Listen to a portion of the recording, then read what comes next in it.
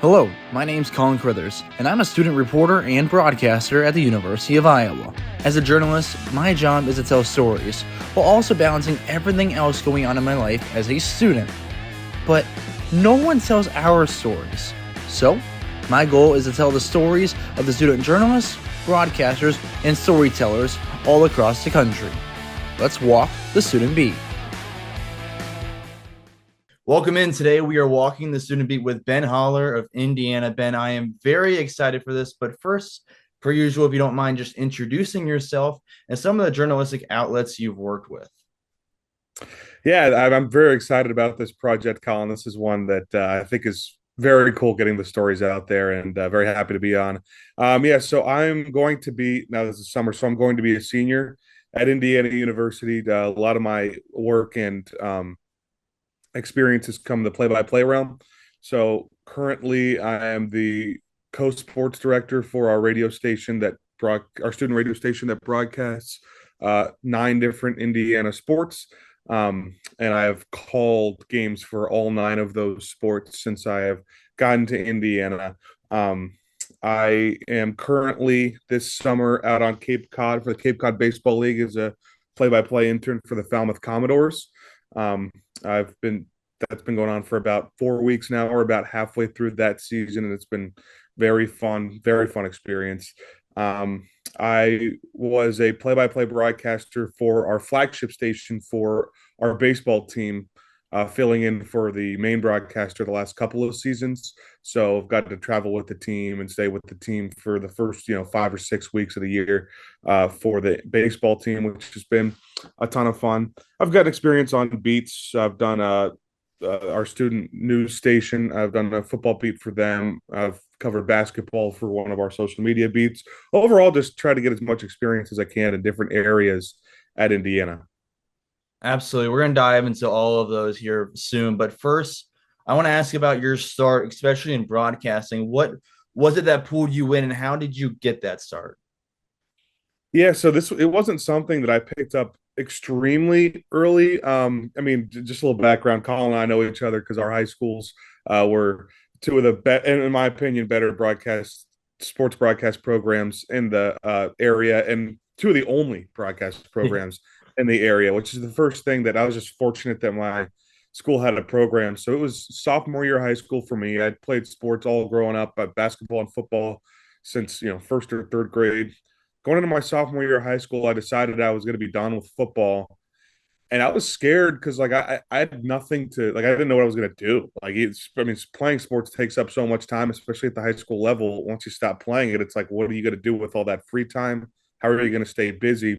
Um, and we had a class that was kind of like the entry level to just media in general, any kinds of media. Um, some of it was written journalism, but a lot of it was called integrated media internship, and it was just a lot of editing videos together and producing podcasts, just those kinds of smaller level things. Our teacher for that is also the guy who ran our uh, sports broadcasting program, which was just a radio only program. It wasn't an actual radio station; it was just an online service. Um, he was just like, we were talking one day, and I had just been on the football team, no longer on it, and he had asked me if I wanted to try just to do color for a couple games for the football season coming up, and I was like, yeah, that sounds fun, something I can do for Friday night. I had heard broadcasts my whole life, never really thought much of it as something that you could maybe have a career in.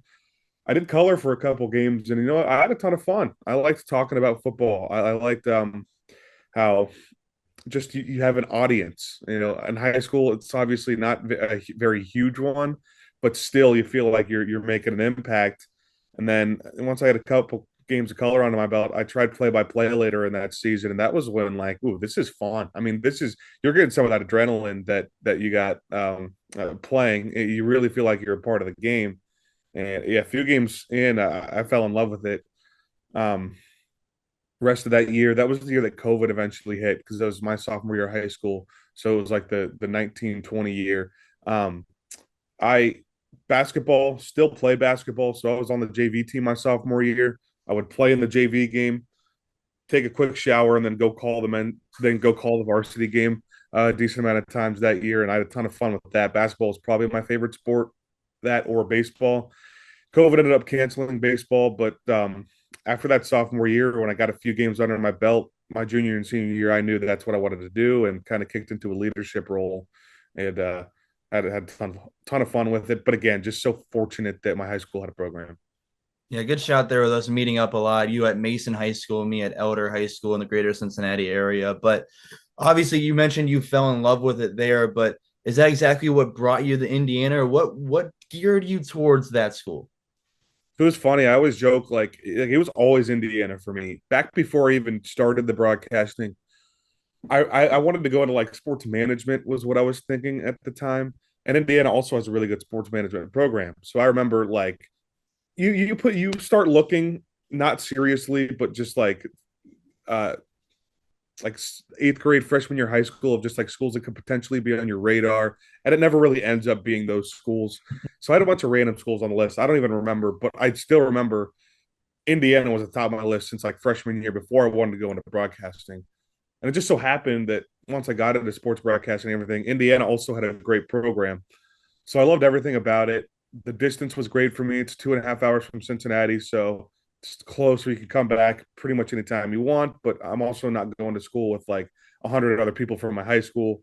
Um, it's also the thing I love about the program at Indiana so much is you can get experience as a freshman. I thought it was one of the best combinations of like there's some prestige there, and there's some really good broadcasters to learn from, and some really good professors, and a great program in that fact. But also, there's so many opportunities that like I got to call some soccer games my freshman year, and I know it a lot in women's basketball games, and I know at a lot of other schools that's just not how it works, and that's what one of their biggest pitches was. And once I got there, that reigned true. Yeah, Indiana is very impressive. It's probably going to be a school I visit a few times for this podcast specifically. And we're going to jump around real quick just because you mentioned you're not going to school with too many guys from your high school. But what about Mason freshman of the year at Indiana? I'm pretty sure for baseball, right? Hogan? That was Jake Hanley. So Hogan. Yes, my bad, my bad. No, you're totally good. We got a couple of freshmen had a very good year, but yes, Jake. I always laugh. We actually played on the same JV basketball team together Hmm. uh, at Mason, and he is 2 years younger than me, but he committed to Indiana. We committed the same year, but he actually committed to Indiana a little bit before I did. So he always jokes how I'm always following him around. There's a lot of good stories there with Jake. He was the first baseball game I ever called, actually. So he's turned into just a hitter at Indiana, but he was a great two-way player at high school. I mean, his senior year, he was one of the best pitchers in the state as well. Um, he got the start. It was his first high school start because he was a freshman. I was a junior calling my first baseball game. He gave up, I think it was 6 earned in the first inning. I think he recorded a third. He recorded one out, so we finished a third of an inning. And I always joke with him like, you almost made me want to quit baseball broadcasting after one game that I called it his.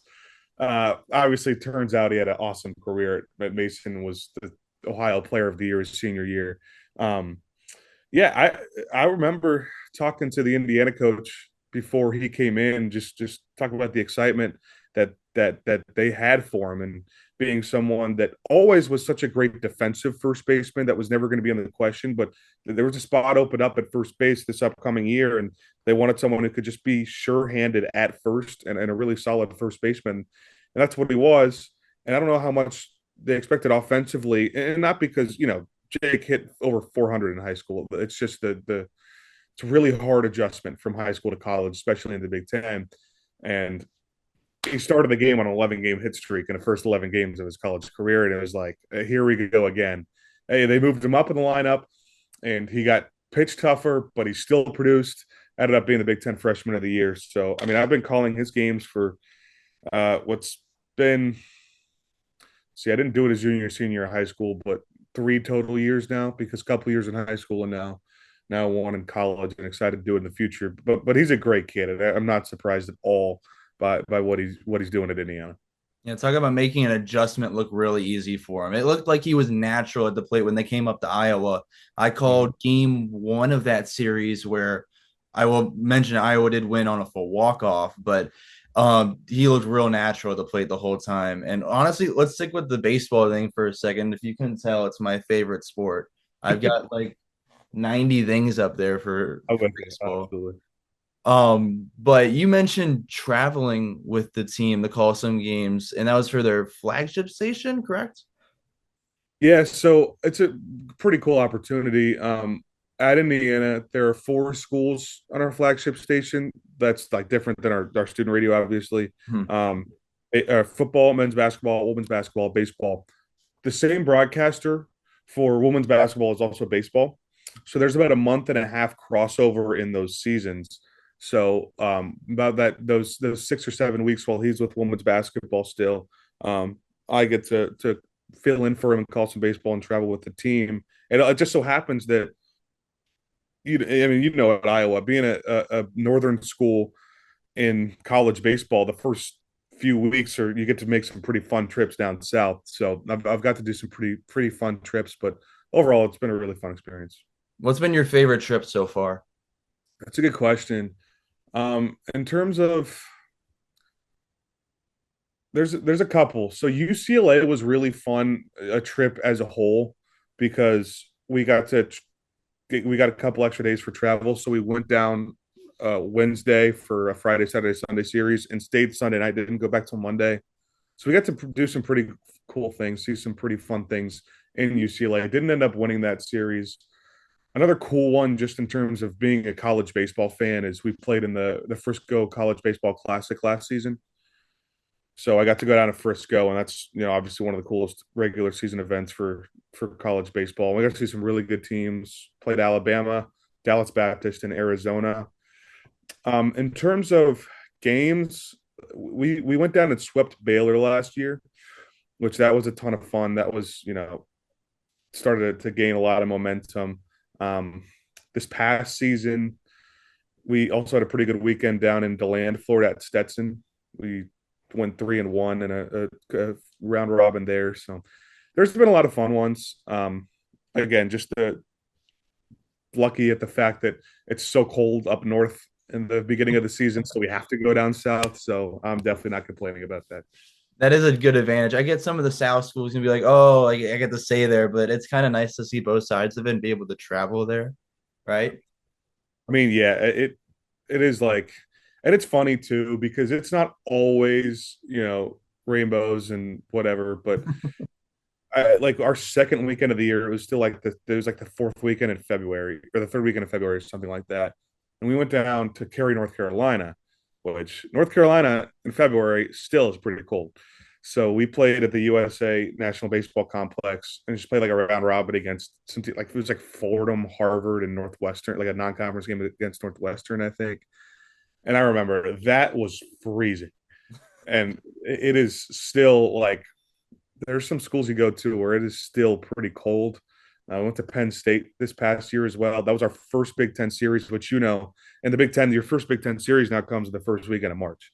So Hmm. we were, in State College for the first weekend of March, and it was the real feel was like 38 degrees. But overall, it does make for some pretty good trips. Yeah, good trips. But you mentioned like it's not always just the delight of just a travel. You're still there working. I'm sure some of the turnaround is pretty tough, for lack of better terms. Yeah, so that was one of the toughest things I think academically I've been put through. Um, this past year was the toughest because we were on the road so much early in the year. When I started doing this, so I've done it for 2 years now. Last year, my sophomore year, a couple of those series that I had were home, so there wasn't as much traveling. I had 5 weekends this year. All five of them were on the road, and they came almost all back to back. It was four in a row. I had a weekend off, and then it was another one. So the first two weekends the first weekend we went down to Arizona and played Friday through Monday. We played 4 games, and we were done on Monday. So we flew home from Arizona on Monday night, and then we had to be back on the road early Thursday morning. So it was missing a lot of classes. I mean, I had to schedule I made sure I had no Thursday or Friday classes. But still, like I didn't get the athletic letter that the athletes do when missing classes. So there were a couple times where I would be gone from Thursday to Monday, get back Tuesday and Wednesday, and have to go to those classes while also doing some makeup work for other classes that I'd missed, and then leave again on Thursday morning. That part was tough. There was a little bit of time where I was like, I don't know how much longer I can do this, but I think once everything played out, I mean, you just got to do a lot of work on the road, but it definitely was challenging. One of the most challenging things I've done on the academic side of things, just strictly not being in class for that much time. How would you say you best balance that being a student, but also going and calling these games? Again, I think a lot of it is doing work on the road, and it's different too. Now that you're in your junior year, a lot of your classes are sports media classes, and those are classes that like understand and will work around your schedule. But like, so I'm also getting a business minor, and like those business classes don't even know what I'm like talking about when I'm like trying to explain what I'm doing and why I'm missing class. So it, it's I think obviously you lose a decent amount of sleep, but I remember like those first few weeks, even if things were going fine, things were going terribly, I would try on those 2 or 3 days I was home. I would try to just meet with the professors and some of my toughest classes to just kind of make sure I was on track and doing everything I need. Um, that's the biggest thing between working or balancing the classes and the games part. The other part is just knowing that it's only 5 weeks, and once that's over, you can start to make up a lot of it. But in the end, it worked out pretty well. I mean, it wasn't nothing happened. I didn't fail any classes. My GPA isn't tanked because of it. Um, it's just you got to be willing to. You're not calling a game. You're not doing prep. That does not mean you can relax now. No, not at all. But going back with like the traveling with the team part, just for clarification, were you traveling like, let's say they had a flight, were you on the same plane or did you take something on your own? Yeah, so I was in the same travel party as the team. We have travel parties of like 30 or no, like 45. We'd travel like 32, and the coaching staff, 5 guys, and then a few managers, SID, and then I got to be part of the travel party. Yeah, so when you were traveling with the team, something that I took from last summer when I was calling baseball with the Hamilton Joes, I traveled with them all across Ohio and Michigan, and being with the players and getting to know their stories, I felt made it easier for me to call games. So, what did you gain, I guess, from traveling from the team from a broadcast perspective than you would have just calling games back in Indiana? Oh, it's a huge difference. I just as you were talking about, just get to know the players better, and it's a lot more. It's not just one dimensional. Like it takes a lot of time. Some of it is just having at least casual conversation at first, just so the players will trust you. Especially a lot of younger guys coming to college. I mean, they're scared sometimes. They don't know what information to give. They don't know who they're talking to. So I think just like being open and having a comfortable conversation, and just like, I mean, they're also like my classmates. Like to let them know that like we're the same age, we're trying to do the same thing, just a little bit different. Is one of the biggest things. And then once you're comfortable, I mean, a lot of them. Some of them are much more open books than others, but I mean, in this Indiana team I've called for the last couple of years is filled with some really great guys, some really good characters. A lot of guys who are going to be in Major League Baseball coming up, and the draft coming up this weekend. So, yeah, I just think that it's obviously getting those stories and getting to know the players a little bit more. A lot of it too is just being comfortable with the players for when you need to ask to do something.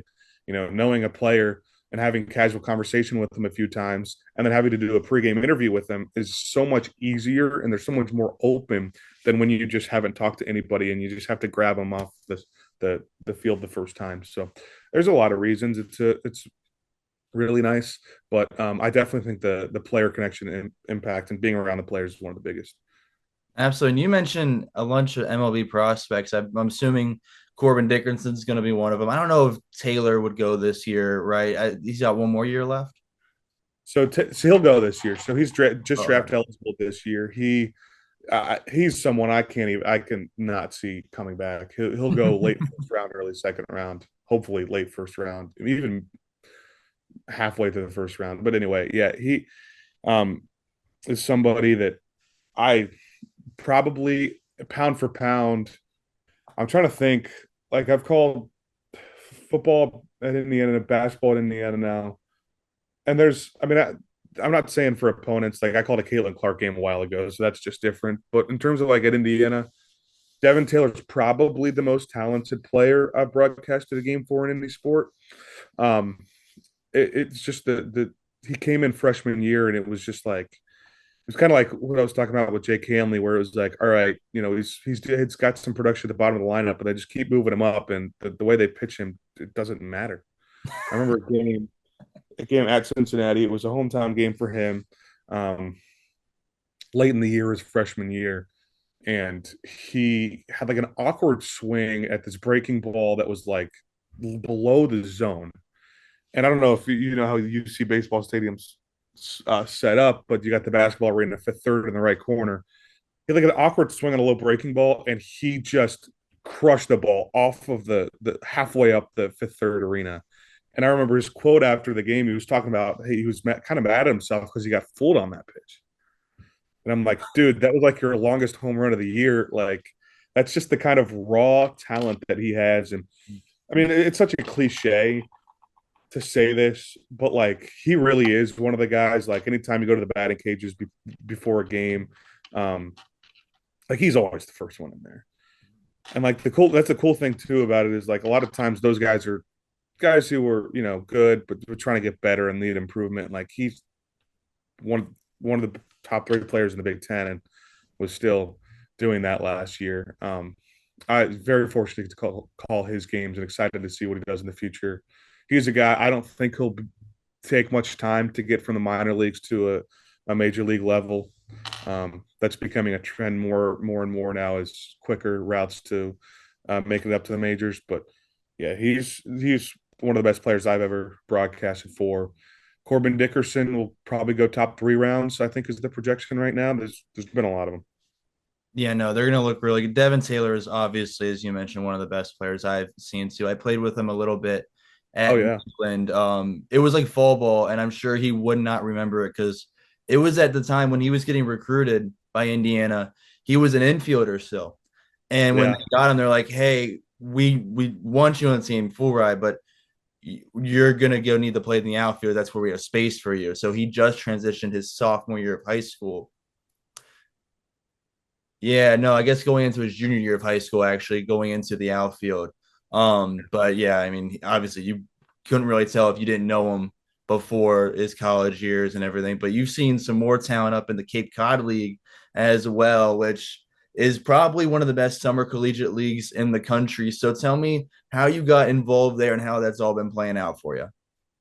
Yeah, so that's one of the internships, the Cape Cod Baseball League that opens about as early as it possibly can. I remember I applied, sent my application like late August for it last year. It's just so competitive, and people are reaching out so early, and they're figuring out so early.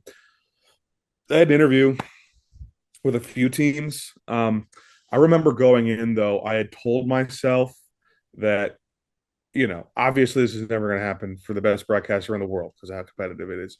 But like in a hypothetical situation where I could pick any team I wanted, I said Falmouth and Katuitt were the two schools or two teams I really wanted to, because Falmouth is such a great setup. It's one of the best productions in the league, or the best production in the league. Katuitt's just such a great atmosphere. It's such a fun program or fun organization to be around, from what I'd heard.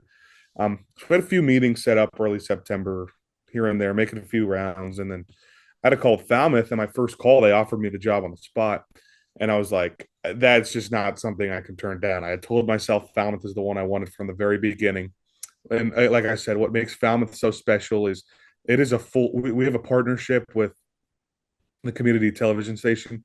So it is a full on like TV production. Like it is, we have like 11 interns all involved on the broadcast side of things. It looks great. The actual production is outstanding. And I've had a ton of fun with it so far. Like you said, the players obviously is just kind of a different level. It's all the guys you see in the top level of college baseball, and now they're all just playing for different teams out on the Cape. There's some fun stories too Like the best player in the league so far is one of our guys who he's from Marshall. Um, had a very good season at Marshall. Very good. He had 280, like 15 bombs. But like there's some SEC first teamers and ACC first teamers and all Americans in the Cape. So he kind of flew under the radar. I don't know how much people expected of him, and he was just a five-tool guy. He's a center fielder that hits for power. He can also play like all 9 positions in the field. He's been the best player in the Cape in all the first 4 weeks, and his draft stock has risen a ton, and just got the transfer to Arkansas. Like like he just got so much just for performing 3.5, 4 weeks at Cape Cod and being the best player. And it's not just because of that. Obviously, like I said, had a great season at Marshall and is a very good baseball player. It's not a fluke or anything like that, but that's just the kind of exposure. And I think what it shows is just kind of the respect that people have for the league. His name is Micah New, and he's going to go at some point in the draft this weekend. Be interested to see what's going to happen after that. Yeah, I mean, I think that's the spot. If you want to prove yourself, you want to get the eyes on you, it's prove it in the Cape. As you were saying, you don't have to just be only good there, but like it's just the time to get eyes on you. I guess question for you is if these guys get drafted this weekend, how does that adjust your roster for the team? Yeah, so it's going to happen a lot. Every team's going to deal with it. Every single team will have a few players drafted. Now, in the MLB draft, it's different than any other draft.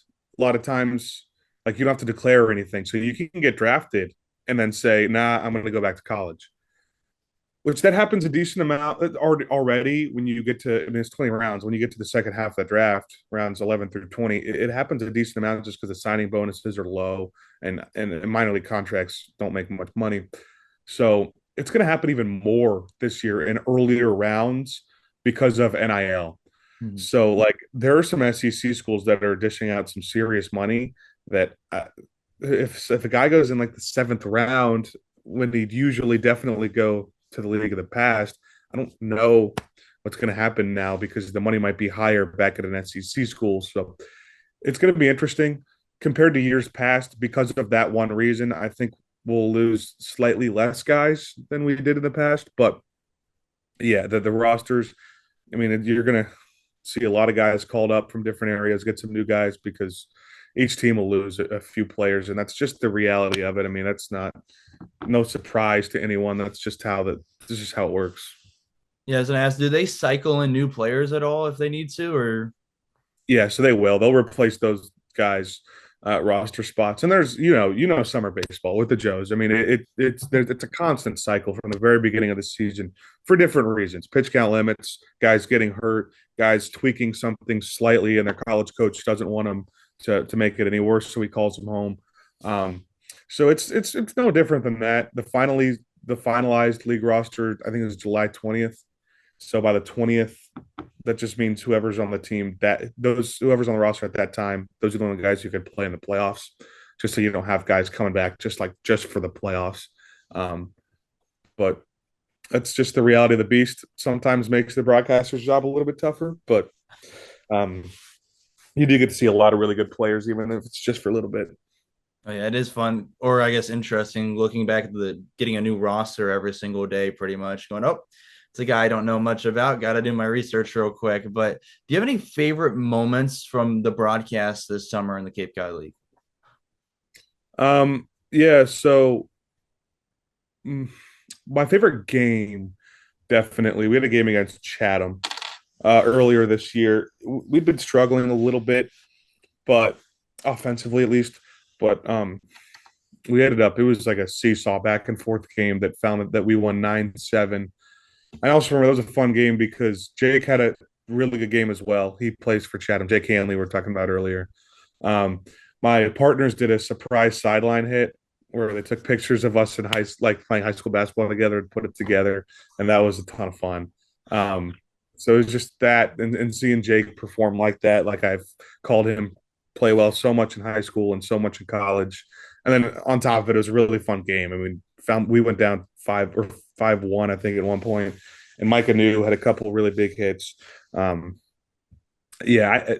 In terms of specific moments, I feel like anytime Micah New does something, it's kind of fun just because of how talented he is, and again how much his stock is just rising in the last 3.5 weeks, and the more he hits, the more it just proves that he is supposed to be there. Um, trying to think of specific moments. I think just the first game I called was like a pretty cool moment, and just the fact that you're there with a bunch of the college with all the college's best players. You're also there with all the college's best broadcasters too. Um, was a really cool moment, and that was another pretty good game against Brewster. That we blew 6-3 lead in the ninth, but Yeah, I can think of because I've paid attention, followed along a little bit here and there, and I know a moment that I just have to bring up when you were doing sideline up there this summer. Without spoiling it too much, there was a certain bat you found from the team. If you want to bring it up. yeah. So I remember. I don't know how I didn't know this. I feel like I'm pretty in tune with college baseball just because I covered it and everything like that, and especially knowing I was going to go to the Cape, try to stick up with some storylines. We have a first baseman, led the ACC at batting average this past year. He had 397 in the ACC. Is ridiculous. Ken Schmidt at Georgia Tech. Um, and if you go to his Twitter bio, the first thing it says is, "Yes, I swing a hot dog bat." So I was just like, all right. I mean, it's just trying to have some fun. But the more like I researched it, because obviously that was kind of eye catching, the more I realized this was like a big thing from college this past year, that this, first baseman had a custom hot dog bat. And you have 40 games in a season. You can do sideline on the whatever you want to, just whatever story you want to tell. So I remember going up to Kent and asking about it, just about the backstory. I thought the backstory was pretty funny about how it started. He was getting chewed out, absolutely chewed out in a film session at Georgia Tech, and his coach was making fun of him, or not really making fun of him, like yelling at him because he missed the cutoff and just saying like, "Oh, here you go again," just sitting around probably thinking about hot dogs. And that was just like a heated moment that like everyone started laughing, and then he showed up a few weeks later with a custom hot dog bat with his name on it, and his coaches took that very lighthearted, thought it was funny, and went viral on social media, caught the attention of a lot of people, got him a brand deal with the bat company that he had the hot dog bat from. Um, so I remember just talking about it, and I was like, I mean, he's a really nice, easygoing guy. I remember I was like, hey, I'm going to do a hit about this. Any chance, like, is there any chance? Because they use wood bats, so this was kind of a shot in the dark. I was like, do you have the metal aluminum bat with you here in Falmouth? He's like, oh yeah, it's in my car. I can grab it. So he let me use it for the hit, and that was a ton of fun. I remember walking around after the game, or not after the game, but after the hit, um, with the bat. The amount of kids coming up asking for it, or like if they can get a picture with it. It was so funny, and it would put me in a tough spot because I didn't know what to do because it was not my bat. Mhm. I did not give the bat away, so I stayed strong there. But that was just some of those really random cool stories you get to tell with some of college's best players. Well done on you. I know how those kids can kind of get to you. This summer, I'm down with the Reds as a ball boy for them, and those kids can get aggressive, asking for like an Oh extra my ball or goodness. something. Yeah, you've been a ball boy for a few years now. One of the more Yeah, talented ball boys for the Reds too. I try. I try. I appreciate it. I try my best sometimes. No, some of those kids will. They make sure you hear them. Let me Yeah, tell you about yeah. it. I feel like that is a job you have to have a lot of patience. Yes, you got to make sure you are calm, collected, and yes, the patience is definitely key thing. Is I don't want to like panic at this one kid being like, "Oh, I want a ball," but then this other kid wants a ball, and then this other kid wants a ball. I think one of my favorite moments, 2 years ago, this kid came down, and what happens when one kid comes down, a bunch of other notice, and they come down and ask. But instead of just asking for a ball, he said, "If I beat you in rock paper scissors, can I get the next ball?" So I said, "You know what? Sure," because no other kids asked yet. So I played rock paper scissors with them, and I won. And the kid's like, "Okay," and went back. So it was fine. So then a new line comes down, and eventually I'm playing rock paper scissors with a few more Oh, kids. And there is a line about 7, 8 rows up of just kids waiting to play rock paper scissors. And I kid you not, this sounds fake, but I beat each and every single one of them. I don't jeez. know how, so I didn't have to like promise them a ball or anything. Remind me to never play rock paper scissors against you. That's a crazy story. I don't think I've ever done that well in rock paper scissors at any other moment in my life, but there it Yeah, was. It was clutch. It was clutch. yeah, that's awesome. Yeah, again, You gotta have a lot of patience, a lot of kids talking to you. You gotta be able to have fun with it here every so often, whatever you can with it. But I think the nice segue from the Cape Cod League is I saw the other day you got a shout out from Jeff Goodman, and those listening that don't know, he's the co-founder of the Field of 68. So how did that come about? So okay, I'll give a bit more of a backstory. So, we're both from Cincinnati. I don't know what you were growing up, but it feels like everyone's either Xavier or Cincinnati guy. I was a big Xavier fan growing up. So my whole family went to Xavier. My dad played baseball there. Like, it was just a family thing. We had season tickets growing up. So I grew up a diehard Xavier basketball fan. We get to college. Field of 68's trying this thing where they're doing team specific podcasts, and they're having either like beat reporters at the school or student reporters at the school run these podcasts. So I did an Indiana one for a year, my sophomore year of college. And so I just got to know Jeff through that and worked with him through that. Then after my sophomore year, I wanted to break off and do a Xavier one because they didn't have one yet, so we wanted to start one, and we thought that'd be a great idea. We'd have a lot of access in the Xavier's athletic department. So I eventually broke, and the fact that like I started a new one, I thought was a really good sign. But he's just around a lot now that he's got a daughter at Indiana that's also in the sports media program, and he's like I said around a lot. So me working for him and then getting to know him pretty well through running a podcast for him, and they've given me some really cool opportunities with a chance to cover some games. Like I went to cover the Big East tournament this past season for that podcast, and it's been a ton of fun time. He is somebody who has helped my career immensely. Yeah, and I think you can tell a lot of really cool stories to that too. Now, whether it's the Indiana side of it or Xavier's, what's one of the cooler stories you've been able to tell through that podcast? Um, there was a Xavier player who was in his sixth year last year. His name was Zach Fremantle.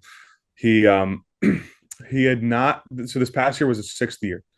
He had not played a single full season of college basketball. So all 5 years there was something going on, whether it was COVID, it was an injury, it was a suspension. I mean, literally everything under the sun. He just couldn't get a full year in. And even this year, he went down earlier in the year in the crosstown shootout against Cincinnati. It looked like it was going to be serious, and that was going to be it. And he just never was going to be able to ride off into the sunset. They had made the tournament a couple of years when he was there, but each of the time that they did, he wasn't able to play. Had a speedy recovery last year and ended up getting back on the court and had a phenomenal season to end it. He scored in double figures every single game he played this past year. And I just got to do a sit down interview with him and talk about his experience. And I think it was just such a great, just different perspective of like enjoying the game. And also like one of the biggest things, the biggest parts of that story I was trying to tell was so many things went wrong. I mean, he went through two coaching changes uh, at Xavier, and both times he stayed. Every time he got hurt, stayed. Every time something happened, he stayed. And just the fact that the perspective, the love that he had for Xavier, and he didn't really think about going anywhere else, and also just being able to battle through everything, all the injuries that happened. It was a really fun story to tell. It was a really interesting one. No, absolutely. And I think on the basketball track, since you mentioned this earlier, there's no way as a true Iowa student, Iowa fan, Iowa broadcaster that I can't bring up the Caitlin Clark game that you were able to call. So talk to me about that game and just what that experience was like. Yeah, so that was my freshman year. I was calling. Let's put on. We have kind of broadcast teams of the student radio. So in the fall we have a football team, and then we have a soccer team, a men's basketball team, and a women's basketball team. So I was on a women's basketball team my freshman year, and that was the one of the games I really wanted because I knew it was going to be a cool atmosphere. Iowa women's basketball, obviously great. It was at a point. So that was Caitlin Clark's second to last year at Iowa. So it was a point when I'm trying to decide which games I wanted where Caitlin Clark was very big, absolutely, but she wasn't like as big as she was now. Mm. Um, but still, I felt like I had to call one of those games. I actually ended up being able to call both the home and away game versus Iowa, but I knew I wanted to make it to Carver Hawkeye at some point. Men's would be really cool, but men's was like struggling at that point. So I was like, it might even be cooler for a women's game just with how good their program is right now and how much the school really cares about it. So I that was one of the most fun games I got to call. And I was kind of sick for that game too. Like I didn't have my full voice for it. And I remember being pretty upset about that before it. But I'm broadcasting. Sometimes the adrenaline just kicks in, and you're able to find a second gear. And it was just an instant classic from the very start. Kept going back and forth. Caitlin Clark was having a great game. Mackenzie Holmes was having a great game. And then I think what happened was I think we made both free throws to go up. Indiana made both free throws go up 2, but it was like this game is not over. Caitlin Clark's on the court, and there's so many situations like that in sports where a team's down by 2, they have the ball, 5 or 6 seconds left, and there's just so much anticipation, and it just gets let down because the chances of a buzzer beater in that situation still aren't like insanely high. It felt like at that moment it was like I knew what was going to happen. Like I could almost script out my call. Like I knew Caitlin Clark was getting the ball. I knew she was going to hit the shot, and that's literally exactly what happened. I mean, she just got around her defender. Well, she wasn't even that deep, that far out, but it was just a catch and shoot situation where they got to advance the ball in a timeout. And I knew if Caitlin Clark got the ball with any kind of room, I knew she was going to hit the shot, and that's what she did. And I thought I had a pretty good call of it. The cool thing about student radio is try to be unbiased as possible because you're just getting the experience. So got to act like I was very excited about that and have a pretty fun call. But to this day, I've called a lot of cool games. That's one of my favorites for sure. Yeah, no, I mean, either way, Caitlin Clark being there and watching a few more of her games, that you described it perfectly. You knew she was going to hit the shot in general with things. But you talk about student radio. You're going to be a director for your student radio this year. So talk to me about what that looks like to people that might not know. Yeah, so the way it works with Indiana, so our student radio station, our sports is just a small part of it. Like it is a full 24/7 run, all pure student runs station. There's anything on it, music, news, talk shows, anything. And there's a lot of stuff that goes on behind the scenes financially, all that kind of stuff. So we got a whole board of directors. It's about 20 people. And only 2 of those 20 people are the co-sports directors. So the biggest thing is just being the liaison between the sports program and the actual radio station to make sure we have the time we need, we have the resources we need, and have it blocked out and everything like that. Everyone on the board at WIUX is great. And then the other side of it is, you're the ones making the teams, sifting through applications, you're making the schedule, you're making some of those decisions. Also, the biggest part of it is just being on the clock, I think is what I'm trying to say. 24/7. There's 2 of us, so it feels like one of us has to be available to take a phone call at all times if there's a game going on. Just if there's anything that goes wrong with the equipment, if any of the broadcasters have a question, if something's going on, just have to be available to at least take a call, or sometimes even, drive up to the game or to the station and figure out what's going on. But it's a ton of fun. It's time consuming, but it's worth it. I mean, I've made, my best friends at Indiana working for this radio station, and it feels good to give back. Absolutely. No, I can tell you from my own experiences, you can definitely make plenty of phone calls about equipment. One time I opened it up and was missing, I think, like the USB-C cable getting ready to call a game. So I had to call our radio director up. But yeah, I mean, I can also say I've made my best friends through everything I've done. And I think that's the cool side of it, is that you're not just there, like you're doing a job, and sure you're a student as well, but it's the mesh of the 2 of them. And just, I guess, through your words and your perspective, we talked earlier about how you balance them, but how do you see the marriage between being a student and being a journalist and everything you've done at Indiana? Yeah, it can be tough sometimes. Getting into my senior year, I feel like I've done a good job balancing it now, but a lot of it is just like we always make fun of. So my house, just for his backstory, at school, there's 5 of us. 4 of us are sports media. One of them is just a business kid that I knew from high school.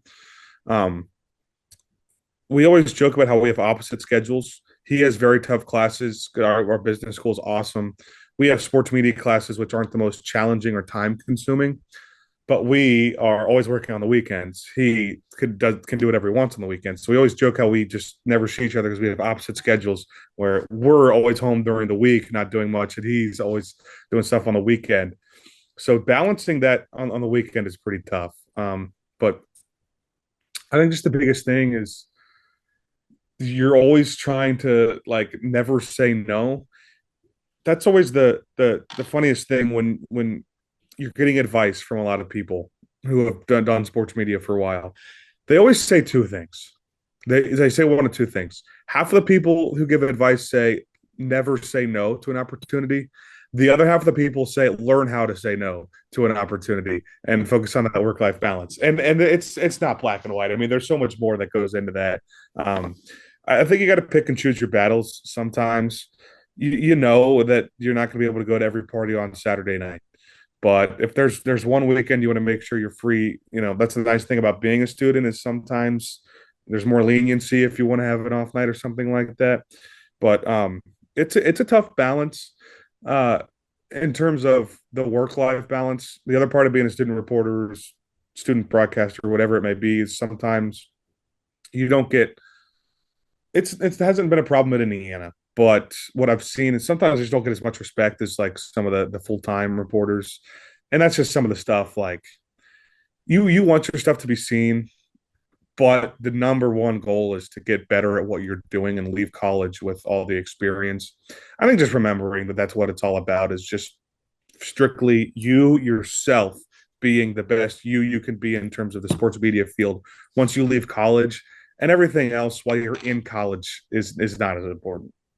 No, absolutely. And I don't know if I can do this in full justice without also bringing up the reporting side because you've had some time as a reporter on TV as well. How does that mesh with everything else you do? It honestly meshes well. It's so this year, both football and men's basketball, I had a chunk of games I called for the student radio station while also being a reporter. It makes the prep easier. You're following the team like for the full season. Like I remember, so I covered football for a student TV station this year, which it's my second year doing it. I don't know if they could have had more drastically opposite years than they did from my sophomore year to my junior year this past season, Indiana football.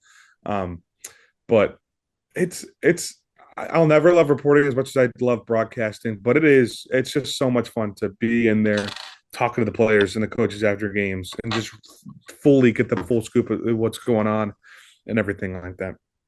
Absolutely. And I think whether it's on the reporting side or broadcast side, I got this question last night from a friend that I'm going to bring to you.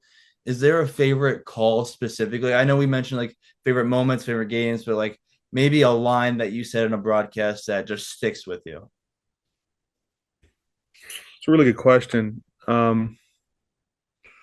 There was a call I had my freshman year when I was doing baseball for the student radio station, and it was the regional. It was like the second round of a regional. It was the winners bracket game. Indiana was playing Kentucky. It was a really good game. Kentucky was like a top 11 team in the country. Indiana was the 3 seed in the regional. And you go up 2-0 in those regionals, and like you're in a really good spot. We had this catcher who was hitting ninth, hitting like 247. Great defensive guy, but just, I mean, wasn't a huge hitter. He's actually the bullpen catcher for the Yankees right now. Pretty interestingly enough. Um, and it wasn't a crazy call, but it was his name was Peter Cerruto, and it was the eighth inning. Felt like nothing was going offensively for Indiana. They were down two, had 3 runners on base, and he had a 3-run home run. And I remember I just said Peter Cerruto, the hero. I thought that was a really fun call and a really fun moment. That again, sometimes the most unlikely heroes, but that was one of my favorites I've had. I think it's a good line. I like that line a lot. I remember being at that game too, though, as a fan and everything. I Oh think yeah, at least maybe I think I was at that game as a fan.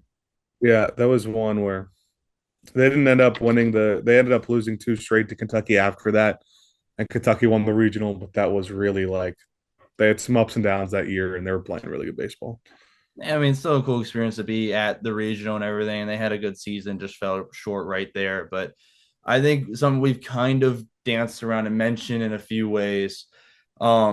If you were to describe student journalism to someone outside of it and try to describe like why it's important to be recognized, what would you tell that person? I think it's, it's just kind of like what everybody else is doing. I mean, it's very different. The way I always describe student journalism is like, we're going to college. Yeah, classes are great. We could get a lot from classes, but a lot of it's just the extracurricular experience. And I think it is a major that I've seen in an area that I've seen that is the most, or that has more extracurricular, and the extracurricular is more important than really anything else. I don't know a ton about science and everything like that, but I truly think that the experience is the number one thing that you could possibly get in student journalism. And look, if you're a huge sports fan, specifically a huge college sports fan, I would bet there's a lot more than you think of information, of media that you've gotten from sports media that you just think are full-time media. I mean, there's a lot of talented reporters that ended up getting great jobs right out of college. So I just think it's just a ton of people just trying to get experience, and something that experience is so important for. Yeah, I mean, the experiences are always huge. You mentioned a lot of really cool ones you've had, and thinking about all of those, if you were to go back and tell yourself that sophomore, junior year of high school that you're now calling games in the Cape Cod League, what would you tell yourself?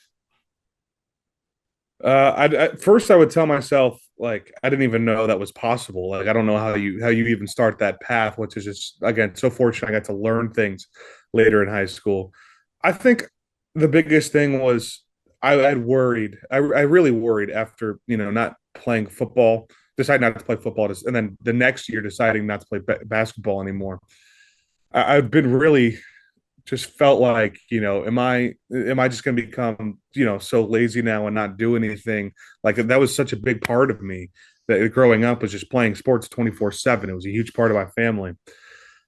So I think going back and just telling myself that, like, making those decisions are the reasons that I've gotten all these opportunities, that, like, it's all going to work out in the end. And I think that's one of the biggest things I tell myself. Absolutely. And I think the other good part about this, I mean, I know you're in a good spot with things and everything, but it never hurts, because what the important with student journalism, and for some kids, is getting recognized, getting seen. So a chance here for yourself to plug anything you want for people to go check out, see, watch, listen to after they listen to this podcast. You'll see everything on my Twitter, at @big_Ben Howler. That's where pretty much everything goes. When I'm calling a game, when I'm putting out a piece of media, yeah, pretty much anything goes there. Highlights, play-by-play will go there as well. So that's the biggest thing. I think you can find everything there. Absolutely. I'll make sure I link that where this is posted here on YouTube. But outside of that, got nothing else for you. And I'll make sure I tune in some more Cape Cod games and everything. But I appreciate you joining me today. Yeah, Colin, I really appreciate everything you're doing. It's great with this whole podcast and everything. I think it's awesome work. Thank you. I really appreciate it. Thank you for listening to this episode. Make sure you check out all the links provided to follow along Ben and his journey and all of his work. He's really impressive on the mic, and on top of it, a great person. And shout out to him for giving me some advice when I've needed it along the way of my own journey. If you want to stay up to date with all upcoming episodes of The Student Beat, make sure to follow me on Twitter at C_Carithers33. We just walked The Student Beat. I'll see you next week for a brand new episode.